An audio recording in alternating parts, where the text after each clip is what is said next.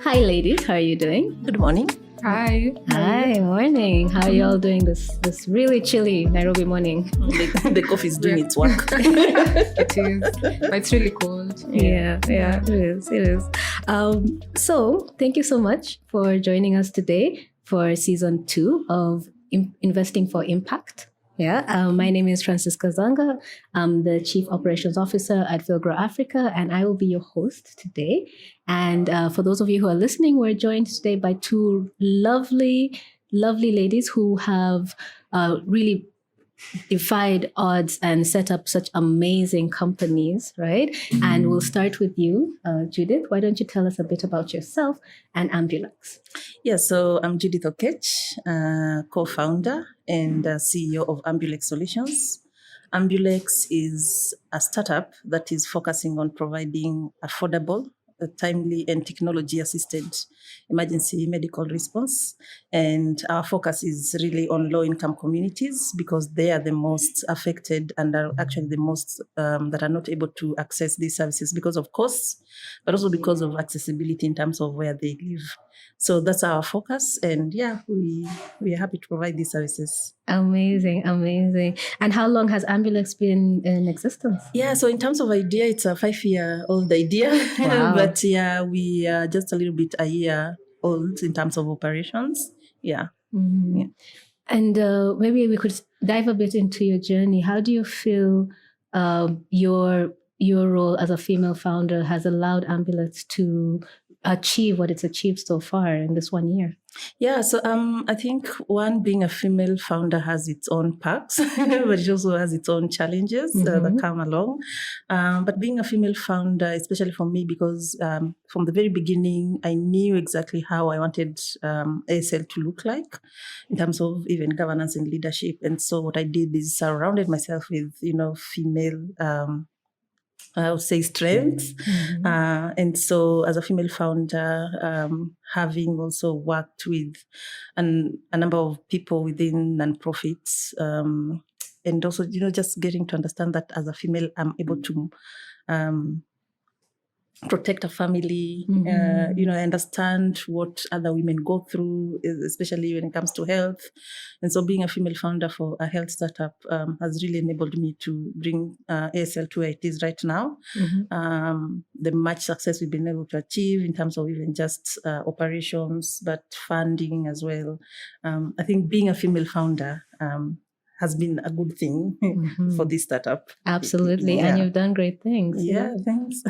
And we're also joined here by Sylvia, who is the founder of Sina, which recently won an award, right, at the Assistive Technology Workshop. So welcome. Why don't you tell us a bit about yourself and about Sina? Thank you so much for having me. My name is Sylvia Nyaga. I'm the founder and CEO of Sina Consultancy. And what we do is we provide safe, dignified, and hygienic sanitation solutions for persons who are mobility challenged. And these are basically physically challenged, elderly people, sick people who are not able, say, to move from their bed to go use the toilets. And we're basically solving the challenge of inaccessibility of clean toilets, if I would call it that. A majority of these people live in rural areas, and we all know rural areas have pit latrines. So I don't know if you've ever thought about someone who can squat, how they use the pit latrine, right? They're forced to either crawl or improvise and use buckets or defecate in the open, which eventually contaminates our groundwater sources. And even when we move away from rural areas, even look at our cities, look at homes, offices, our toilets are really not accessible. So that's basically just the problem that you're solving. Wonderful. Nice. That is such a noble cause. And what made you venture into that line of work? What made you think about setting up Sina and setting up portable toilets for the disabled? So I've always been passionate about social impact in general, right? And I worked in education, in health, in environment. But then the wash space was influenced by my undergrad degree, which was water and environmental engineering. And I was just trying to use my degree to solve a challenge in society. It didn't start as toilets for persons with disabilities. It started as something different. But then in the process of just talking to people and interacting and pitching my idea in design, my team and I at the time met a parent who has a physically challenged son. And we just had a conversation. And he told us about the problems that they go through. And then he challenged us to come up with, say, a design that would meet their needs. Because we already had a toilet at the time, but we were doing urine filtration. It sounds funny, but think about it. Urine is 96% water. So we're like, what if we filter this urine, remove the impurities, and then the water it is to like reflush the toilet. So we already had a toilet design. So from that toilet design, that's when the parent was like, okay, think about how you can maybe redesign it. And we're like, we think this is a very huge problem. It's not something we thought about, because if you don't live with a physically challenged person, you would not know what they go through. And we thought it's noble, it's important, no one's doing it. So we pivoted and got into sanitation for PWDs.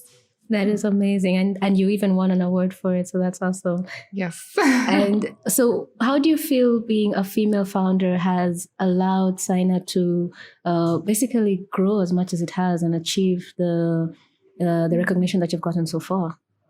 I think for me, I'd say as a female founder, I leveraged on my friendships. Because we are also very, we bond with people really well. So even for my co-founders and my team that I've worked with for the last 2 years, they've been my friends, right? They're people who I knew before Saina. I had, actually one of my co-founders was someone I knew from primary school. Wow. And we went to the same campus as well, we were classmates. But basically I just have my friends. And now I have someone else who's joined the team as well, who I was with in primary school as well, all the way to campus. So I think for me, it's just been leveraging on those bonds and friendships. And which means, again, we're people who believe in each other. So even if, say, one day I'm like, I can't do this, at least I know my team will back me up and they'll push me and they'll just give me that motivation. So that has really, really helped. And of course, we have to acknowledge that we have a lot of women empowerment going on right now, Yes, right? And a lot of opportunities true. for women. So I think that has also really helped push us. That is amazing. And both of you have touched on something quite important. You both talked about having a lot of even female staff within your own organizations and supporting more women. However, there's always this notion with some of us grew up hearing that women are their own worst enemies. We tend to try and pull each other down. So, and we could start with you since you just spoke. How do you feel that at Saina this has that is not the case, right? That because you still have a lot of women in your organization who are working together. You talk about the community that supported you and encouraged you to continue to grow. How has that changed from the notion of women competing and pulling each other down to actually lifting each other up? So I would like to disagree and say women don't necessarily push each other down, because it's a stereotype put as women. I think it's more of an individual. Yes. It's just that maybe you're a woman in this case, right? But then I think it just depends on who you meet and the friendships you make and the people you meet. Like, don't look at someone and say, because you're a woman, I know you won't support me. Because you're a man, I know you're like this and that. Because for me, the people I know I have in my circle are like very, very important. And they've really supported me and we work together. If someone's not able to do something, the other person comes in. I don't think I can imagine how like my startup life would be without them. Like if I sit back and think about it, I'm like, I don't know if I'd do it. Yeah. Maybe without all those strong women around you supporting you. Yeah, I don't think I would, to be honest. Yeah. Wonderful. And what about you, Judith, in Ambulance and the work that you do? Yeah. How have all the women around you helped build and grow the business? Yeah, I think that narrative that women pull each other down is really pushed by patriarchy.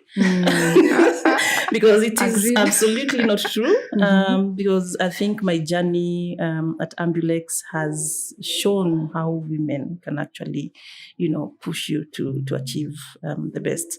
And a very perfect example, I call her my corporate mother. She's Christine Washira. I've never met her physically. Wow. I've known her for 2.5 years now. She is the chair of my board. Wow. So when we were actually constituting the board, it was during the pandemic. So there were no physical meetings. And when I reached out to her, the support she's given me is amazing. it's beyond what I could have asked for. And not just her, because 90% of my board is made up of women.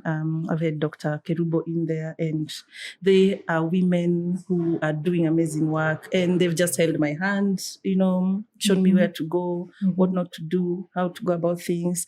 And I don't know where this narrative of, as I say, it's really pushed by patriarchy. And also within my team, the team that I work with, of course, I have a number of women working with me. And I mean, I did not onboard them because they were women.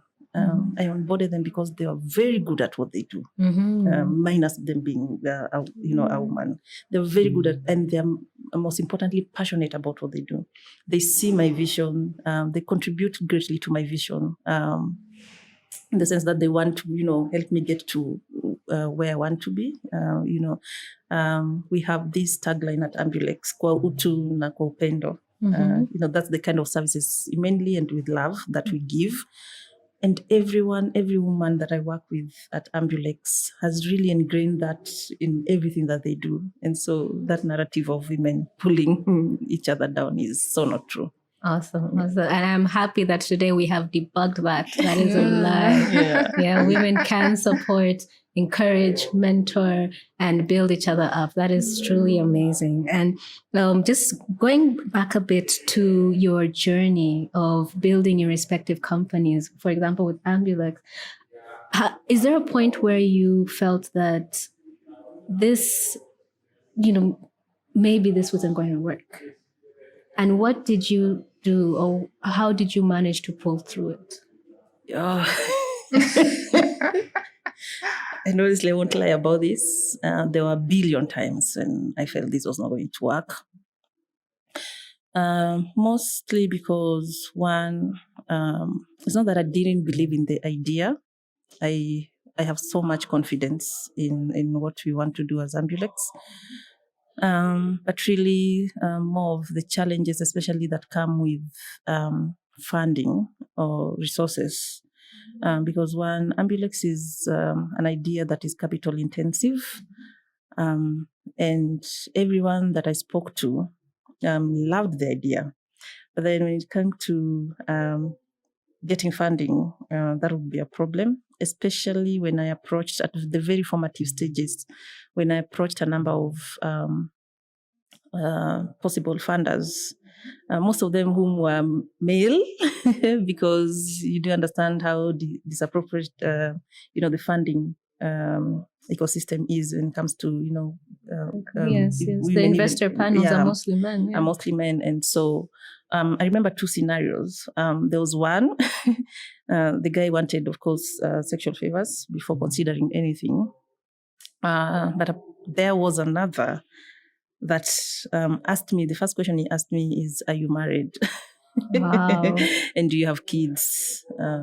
So I don't know whether for them they thought that juggling between marriage and being a parent, being not necessarily a parent, being a mother, would not put me at the best position to run a startup. And so for them, they were looking at that and seeing that, no, this is not someone I want to invest in based on, whether I'm married or not, or whether I have kids or not. So it hasn't been that easy. But as I said, I've had a very good social support system coming from my family and friends and strangers that I met and spoke to about ASL, Ambulex, that is. And they were like, yes, you can do this, even without funding, you can actually do this. And they've held my hand throughout. So there are some challenges, but I guess with a good social support system, especially for women, because you want someone who's going to, at some point you don't have money, let's say, for example, to take your child to daycare. Mm-hmm. So probably your sister or your cousin will be looking after your child as you're doing other things. That's the kind of support system I'm talking about. You probably don't have transport to go for a meeting, and a friend of yours offers to drive you there. That social support system is very important for female founders, because we have so many things and a lot of moving parts in our lives. And if you just get that support system that understands that if I do this, for example, for Judith, as a, then I'm contributing towards her achieving her goal or her dream. So yeah. Yes. Okay. Wow. That is amazing for sure. And it's very unfortunate that you had to go through that. Yeah. But you still came up on top. Yeah. And I know it's not unique to me. I know probably 90 or more than 90% of female founders go through that. So it's not something that is unique to me. I must recognize that. Yes, for sure. Yeah. And what advice would you give to other female founders who are looking to raise capital, who are looking to find funding for their businesses? I would say there's nothing as important as believing in yourself. Mm-hmm. It starts from there. Once you believe in yourself and your capabilities and what you are going to achieve, then there's no stopping for you. Amazing. The sky will be the limit. I mean, the sky will not even be the limit for you. Yeah. You'll just believe in yourself and what you want to do, believe in your idea.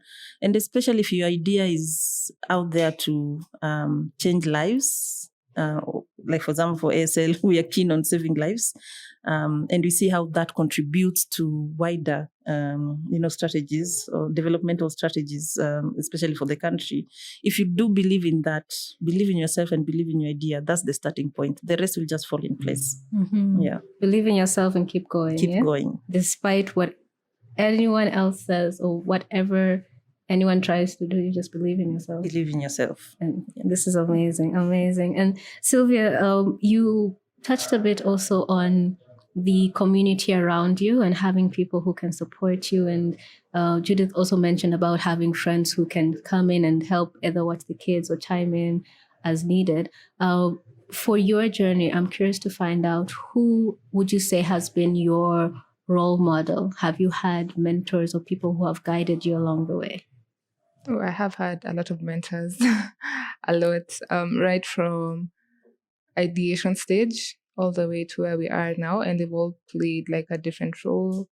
When I started, I was still in uni. I was in Egerton, and there's an incubation center called Co-Elib. So they're the first people who I can say believed in me. And then from there, I've gone into other accelerators like Innovate Now, that partnered recently with Will Grow for the assistive tech hardware competition.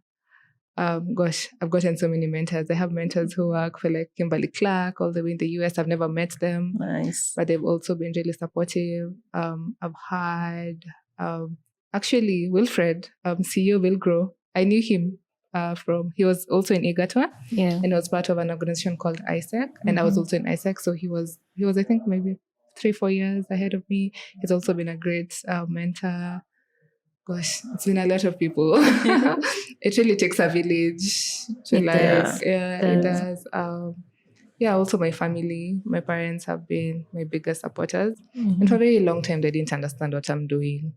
I just tell them, I'm going to do this. And at the end, they'd be like, cool, you just go. But they literally had no idea.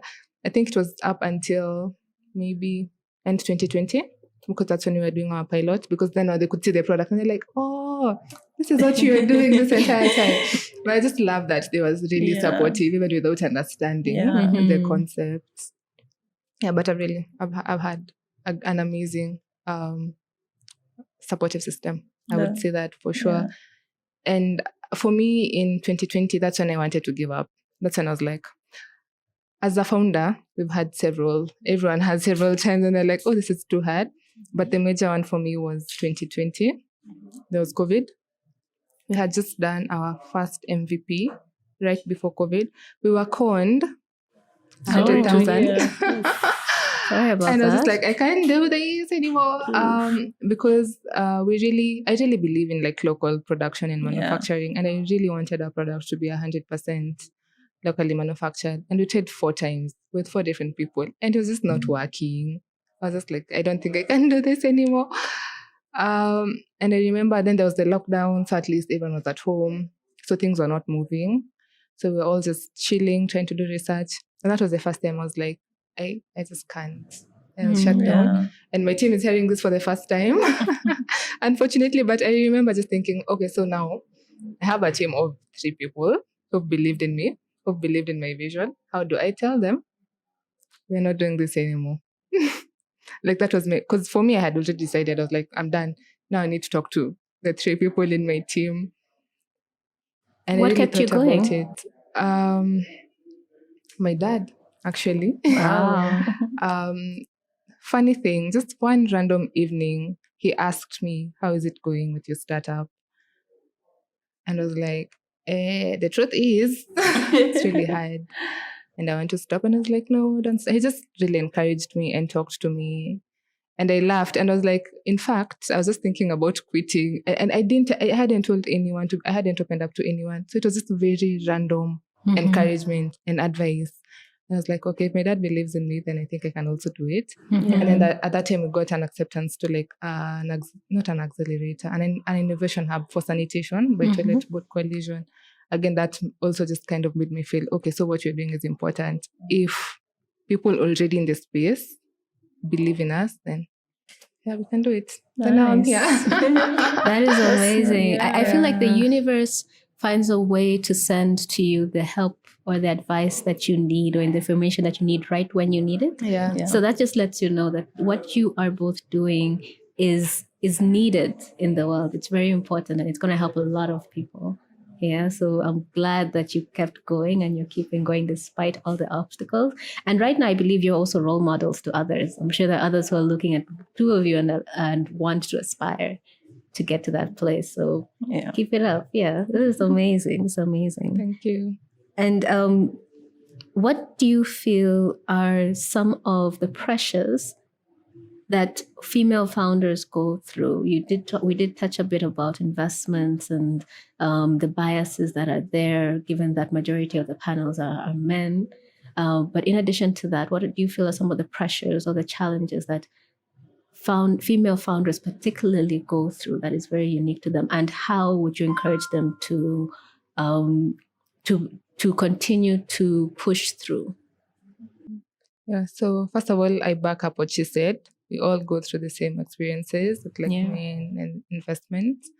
I think for me, even another bias I've faced is I have men in my team, the technical side of it, but then I can tell if you're talking to someone and I'm there and our head of production is there, it's like a difference in how they'll treat me and how they'll treat you, right?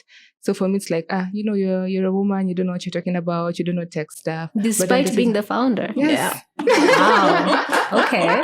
Despite being the founder. And I actually had someone's story, and I won't mention them because I probably don't have the right to share this story, but they talked about having to hire a CEO. So they're the founder, but they had to hire a CEO because people are not taking her seriously. But then they were taking this CEO seriously. And she hired a man CEO, which is a bit sad. And she's doing really, really, really, really well. So there's just that. It doesn't matter if you're a founder. Men are just like, you're a woman, you don't know anything. Yeah. So I face that a lot. But honestly, I ignore it because that's the only way you can go about it. Because if you let it get you down, then it means you'll never do anything. And that's what, again, I'd advise other women. Just ignore the naysayers. As long as you know what you're doing, you know your work, you know the value you're bringing in, keep going. Yeah. Have you ever thought about calling them out and maybe sitting them down and telling them that I don't appreciate this? No, I haven't. Because again, they probably don't reason at the same level you are. I've never, I don't think I would. Because sometimes, even when you discuss some of these things with men, sometimes, not all men, obviously, you can just tell they don't get you. They don't get where you're coming from. They just don't. So no. So honestly, I don't bother just sitting them down and talking to them. Okay. Yeah. And what about you, Judith? Yeah, I think for me, I'm lucky. Just going by what she said. Sometimes when you're pitching, so most of the time when I pitch, I'm with my director, business development, and when I'm pitching, I'm talking. You can see I'm not being given that attention, but immediately he comes to talk, and everyone sits up and like, okay, now let's hear what he has to say. And for me, I think my director notices this. And he decorates me so much. I think he does it in a subtle way, not necessarily to show them that, hey, I noticed that you're not, showing my CEO the kind of respect or, that she deserves. So he would decorate me in his own ways, like, I'll consult with my CEO about this. Just so that they have a notice that, there's some level of respect that needs to be accorded to her as a CEO and also as a co-founder. But it happens a lot that, just as she was saying, one of the challenges is that because you're a woman, people don't feel as though you are an expert in your field, or that you know what you're talking about. Because sometimes, most of the time when I talk to especially male investors, the first question they'll ask me is, how long have you been working on this? And it's years, of course.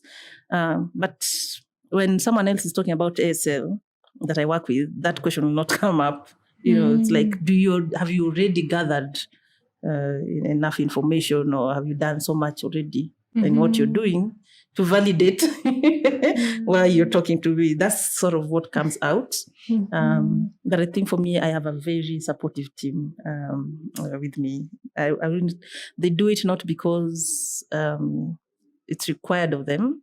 I think they do it because they see the value that I add as a female founder and CEO of the company. So I'm very grateful for that. The team I have are very supportive. That is amazing. Yeah. But then isn't it sad how, like, you have to have a man to back you up? I know. For other people to listen to you, right? Because she said, like, for her, she has this co-founder who at least will be like, I have to consult with my CEO. But then it has to come for a man, for this other men to let's listen to what they have to say. You know? What do you think we need to do as women to be able to maybe stand up for ourselves or defend ourselves? Do you think it's possible? Is it something that we can now be the ones to say, no, I'm the one making the decisions here? Yeah, I think she said there's a lot of women empowerment going on right now, but I think we need to, of course, continue amplifying our voices as women, especially as young women who are coming into the startup world and, being innovative. And people don't believe that women can be innovative. People think that women, we think about, the kitchen, how the house should look like. They never see our brains, working beyond just the household. And so we, of course, must continue amplifying because it's never going to remember, there's also patriarchy that's fighting us. So we must continue amplifying our voices, but also just giving opportunities to each other. And encouraging, as she said, each other, and just sometimes ignoring some of these picking your battles, aggressions. Yes, but I think when it comes to female or girl or women empowerment, we've of course achieved so much from when we look back from where we started from. And if we continue doing the kind of work we continue doing, seeing the role models that we already have, even within the tech space. And one of the things is, like, especially within the tech space, female innovators, they're not spoken about so much. So girls going into STEM do not necessarily know, like, this can be my role model, because their work is not given that much attention, or if their work is spoken about, there's always a male figure that has to come first. And then you come to realize later on that a lot of work that was done into that innovation is actually from a female. So yes, we continue amplifying our voices. I don't think there's a time we need to stop, even as much as patriarchy keeps on telling us that there's so much, women empowerment. We need to continue doing that, because we can already see a lot of aggressions even within that so much empowerment. Yeah. Awesome. Yeah, absolutely. Absolutely. Sylvia, would you like to add something to that? I agree 100% what you said. I think also women need to be bold and courageous, right? Like, we're very timid. Even for me personally, before I became like a founder, it took years. Like, I knew straight from high school, I wanted to be like a founder that run a business. I knew, but it took me so many years for me to actually step out and say, this is what I'm doing. It was so hard because I was scared. I was shy. I remember one time, still in high school, there was a club called Junior Achievers that did like entrepreneurship and whatnot. And there was a boot camp that they had during the holidays. And I wanted to go for that boot camp so bad. No one in my school was going, so my friends were not there. But then I was like, okay, I'll go. And I was so nervous. I remember days leading up to it. I'm like, what will I do? Who will I talk to? Like, what if I'm not good enough? And then they cancelled. So say it was like supposed to be on a Friday. So they cancelled it and pushed it, say maybe to the next month. And when they called, they were like, okay, so would you like to cancel and get your money back? Or you'll join us next month? And I was like, cancel. And then, of course, I knew it's because I'm scared. But to my family, I was like, how can they cancel? I had already scheduled for this. Lies. And I never went. And looking back, I'm like, I wish I did. Yeah. Okay. So I'd tell like people who are trying to become entrepreneurs or already in the space, just be bold. Do it. Yeah, just do it.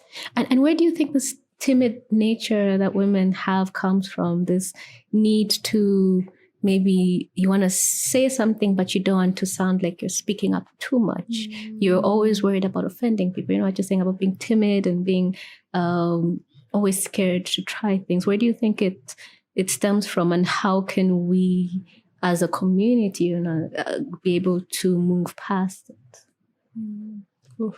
I think for me, I'd say it's deep-rooted in the society and how we grew up and how we watch our mothers and our sisters and our aunts act, right? Because you'll see your mom is, there's nothing wrong with being submissive, but you'll just notice how they act around men or how men act around women in the communities. And so as a young girl, I'll be like, okay, since I'm a girl, I know I'm supposed to be quiet and shy and not be loud, right? I think that's where it comes from. And I think for it to be eradicated, it has to be an effort by both men and women, right? Because even if men treat women as, say, equals, or if men respect women, or if men say women are allowed to be loud, and other women also say, yes, we're allowed to be loud and actually be loud and bold, I think we can be able to solve that. Yeah. Do I think it's possible in a couple of years? But it is possible. It is possible. Yeah. And there's an possible. important point you mentioned there about men. It's not just about the women creating the change, but even men need to actively also create that space and be mindful, and also basically see that women are equal to them and behave in that particular way. So when it comes to now, as a founder or, just the startup space, how can men be more supportive to other women? How can men be more supportive? Or what role can the men in community and society play to make a more conducive environment for women as well? Would you like to go? As I think. Yeah, I think the bar is, and that's actually the truth. The bar is set so low for men to be achievers. That is true. As opposed to women. We have to climb mountains. There's so much we have to do for us to even be, in the same level of achievement as men. Yet, for them, they just have to be men and show up. For you as a woman, you have to probably even have 3 degrees. You have to have a family, and your family, must be a happy family. Because if your family is not happy, then again, you're failing as a woman, Your children must be healthy. If your children are not healthy, you're ignoring your children. There's so much that a woman has to do to be an achiever. The bar is set so high. And as much as it's set that high, there's still so much more that we still have to do to be achievers. And I think the role of men in supporting women is very key. In the sense that, you remember the social support system I was talking about, just getting to understand you as a man in whichever space you are in, can be within the family or within an industry, just getting to recognize that, even women can bring in as much value as you do, and respecting that they can bring in that value, and just giving that support and and not necessarily, fighting them as a woman. Because more often or not, you're told that there are fields, especially around STEM, that women should not go into. Women in tech don't understand tech very well, which is absolutely not true. It's nonsense. It's absolute. Call it nonsense. It's nonsense. Yeah. I think men play a major role, especially even helping women be bold.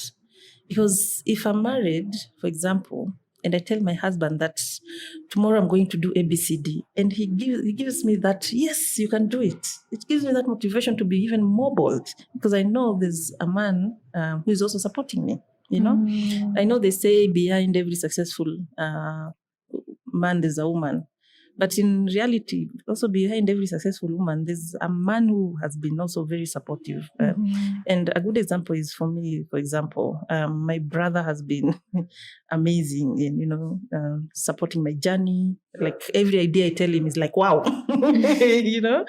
If every woman is able to see that coming from a man, like they're like, wow, you can actually do this. You can do this, continue doing this. If every woman had that support from a man, it would be amazing. The father of my child, like, wow. Yes. When I spoke about Ambulex for the first time, and I remember at some point I was telling him, hey, I'm tired, He was like, why are you tired? I've never known you to be tired. Push. Yeah? There's something coming that you're not seeing, but, let's walk this journey. And yeah, that has been amazing. So male support is very important. Male support is very important, I would say. So let's also as women, let's not also try and fight that. Because I know a lot of men, when they look at an achieving woman, what they see is a feminist. Yes, and they have this very negative connotation or idea of who a feminist is, which is not necessarily true, Yeah, so yeah, that's what I would say. And give it back to you. So I think for me, I'd say I've been on both ends of the spectrum, where on one end, the men in my team are very supportive. They believe in me. Sometimes I feel like they believe in me more than I believe in myself. Right. Yeah, but then also on the other end, I've been with men who, like in the startup ecosystem, who just think, oh, you're a woman. If you tell them what you're doing, they're not even interested until, say, you get a recognition or an award. And I remember particularly during the Kenya Innovation Week, I did interact with different startups and several men in the system. And it was just like, yeah, okay, cool, you do that, cool. And then we got an award. And then that's when everyone's like, oh, congratulations, you're doing a good job. Now they want to associate with you. Yeah, I just think men generally, it doesn't matter if someone has an award or not. Yeah. Just even sometimes listening to someone and just having that conversation. Maybe you have a skill they don't have. Maybe you can solve a challenge that they've been unable to solve. Yeah. Right? Because sometimes, when you talk about something, somehow someone knows what you're trying to do or who you're looking for. So just tell the men to just listen to us, give us a platform, let's interact. And they could learn from us a lot because we also know a lot. They need to be a bit more open-minded. Yeah. And one of the things that we have as women, intuition and, that instinct, it's something they don't have. And I think it also helps us achieve a lot because of that intuition that we have as women. And it's a good thing, really, if you ask me. So, yeah, I agree with you. They can always learn a lot from us. Yeah. So much. I'm emphasizing so much. Yeah. Awesome. Yeah. And there's a really interesting point that you said there about having different bars having been set, whereby, and I've seen this sometimes, where a lady would say that something has come up, she needs to go tend to her kids. And most people will be like, oh, women are unreliable. And then a man will say, I need to go tend to my kids. And then people go like, oh, you're such a good person. You're such a good dad. You're so caring. So even if I was just also to add to all the wisdom that you've all given, is also looking at it as if take away the gender and look at the person and what is happening. And think, like, if it was a man or a woman, would your response be the same? Yeah. Take a moment to think and reflect. And also what you're saying about just think outside the box. Yeah. And listen. Yeah. You might be surprised. Yeah, sometimes when I'm conducting gender trainings, and one of the first questions I ask my participants is, before you are called Vivian or Stella or Kamau, before anything, before your anatomy, who are you? And most of the time, people never get it because we've learned to describe ourselves, based on our sex, on our gender, especially gender roles. But the first thing is you're human. When you take away everything, first, human. So if we're actually able to be looked at as that first, as women, first, I'm a human being, then I'm a woman, Exactly. right?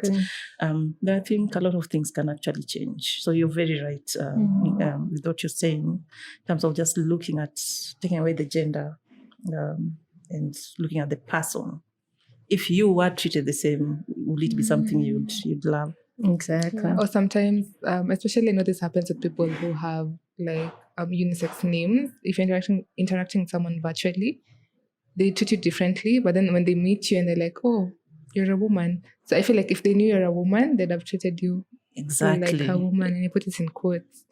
Yeah, so I so feel sad. like the way they treat people virtually without knowing their sex, that's how they how should they should treat continue. us. Yeah. That makes Exactly. I love that. That's a very good example. I hear you. There are some, even at times it goes like, oh, I thought you'd be taller. I thought you'd be, I thought you'd be bigger.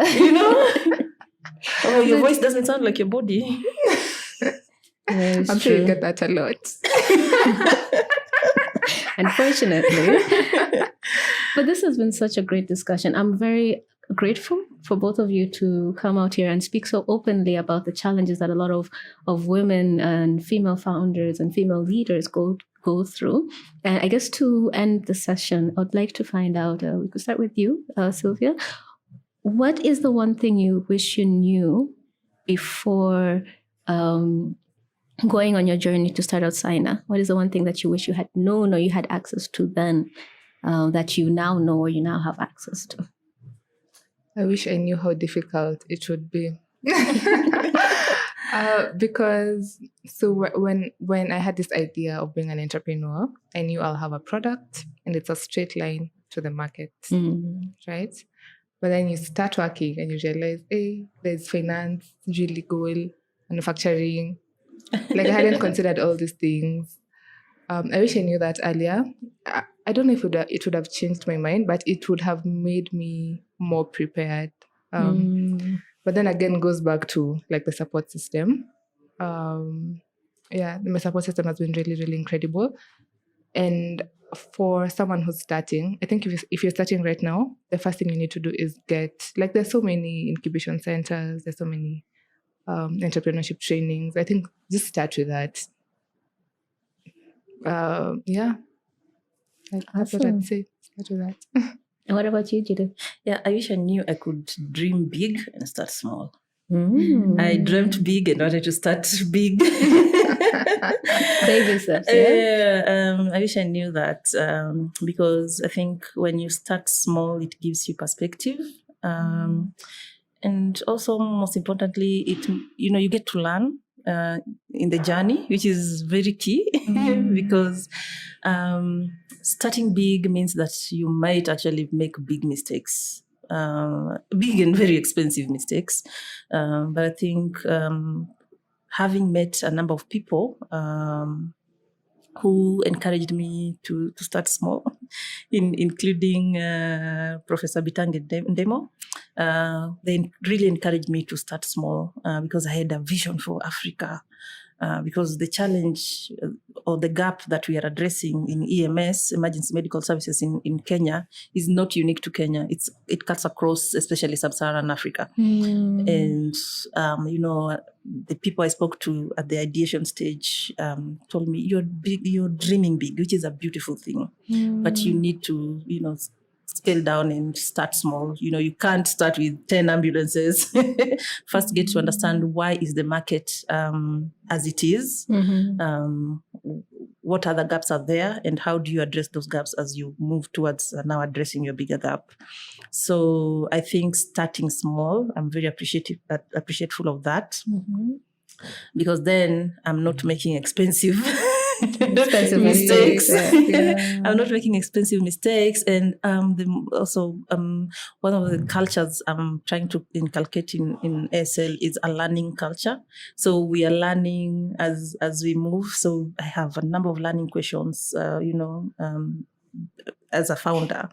And as we learn, as we move, we keep on adjusting. And which is a good thing, because then after a number of years, we will now be set to now achieve that big dream. And I wish I knew that before, because then I will not have given myself so much pressure to achieve my dream. I would have moved a step at a time. So yeah. Wonderful. That's wonderful. It's funny how we have different things we wish we Right? learned. Yeah, for me, I don't think I'd say I dreamed very big, but I knew in 2 years I'll be rich. I'll be 3 years later. You're still here, but it's worth it. Yeah, it is. It's really Yeah, worth the it. journey is worth it. The journey is worth it. Yeah. Awesome. This is amazing. Thank you again. Thank you so much for your time. And for everyone who's listening, thank you for listening. This is season 2 of Investing for Impact. And if you'd like to know more about what these lovely ladies are doing, you should be able to access more information about Ambulance and Sienna on their website.